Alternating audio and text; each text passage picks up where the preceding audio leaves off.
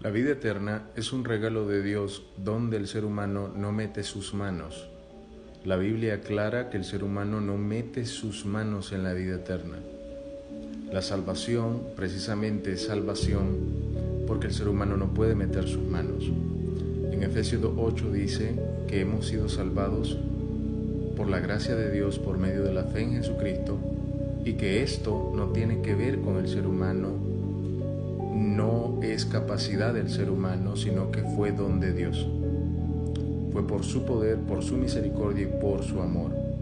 Y en Romanos 3 dice que la salvación está establecida gratuitamente para todo aquel que la reciba y ya.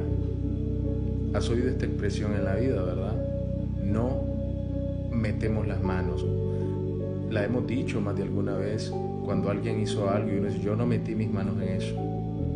No metí mis manos, yo no tuve nada que ver en eso. Entonces, la palabra dice que la vida eterna es mérito de Jesucristo y que el hombre no tiene nada que ver. No mete sus manos. Cuando el hombre dice seguir a Jesús, se dice cristiano, pero dice que puede perder la salvación, que sin su santidad no va a ver al Señor, que está perseverando hasta el fin, que si lo ama guarda sus mandamientos y que así se mantiene en la salvación, que depende de él poder ser borrado del libro de la vida o no. La persona está metiendo sus manos. Eso es lo que no comprende. Y está diciendo que tiene que ver, tiene responsabilidad en la salvación, cuando la Biblia dice que no, que es gratuitamente por la fe.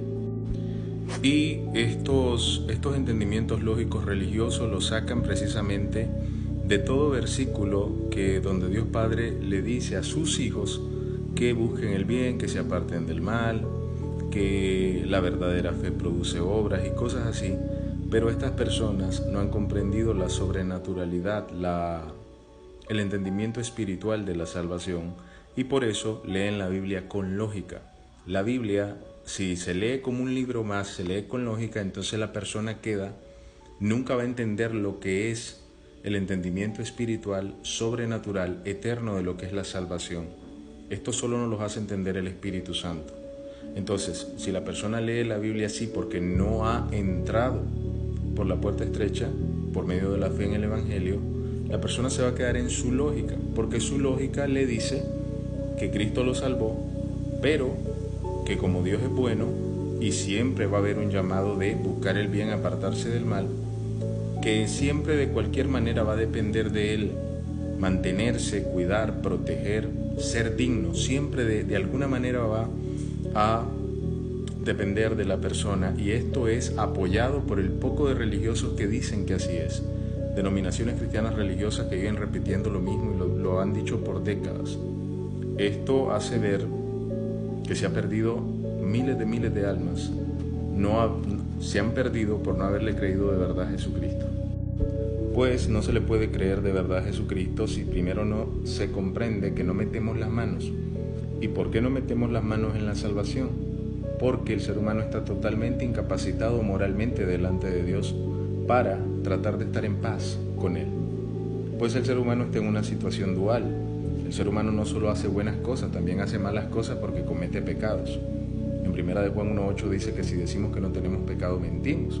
Hacemos al Padre un mentiroso. Romanos 7, Pablo se da una cátedra de lo que es el estado del ser humano en lo natural, con una ley del pecado en sus miembros, al punto de que él mismo dice, miserable de mí, ¿quién me va a librar de este cuerpo de muerte?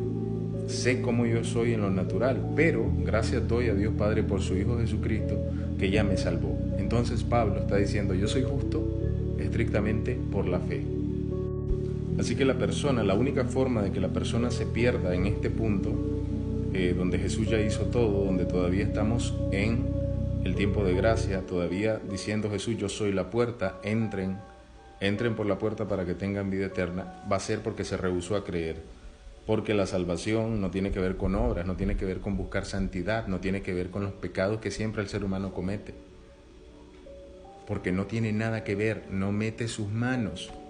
Y si la persona no ha comprendido que no mete sus manos, que toda intención que tenga como cristiano de buscar el bien no tiene que ver con la salvación, entonces el cristiano hace las cosas al revés. Primero busca santidad, se queda en el entendimiento lógico de buscar apartarse del mal diciendo que cree en Jesús, pero no ha entrado, no ha sido salvo, entonces sigue condenado en sus pecados.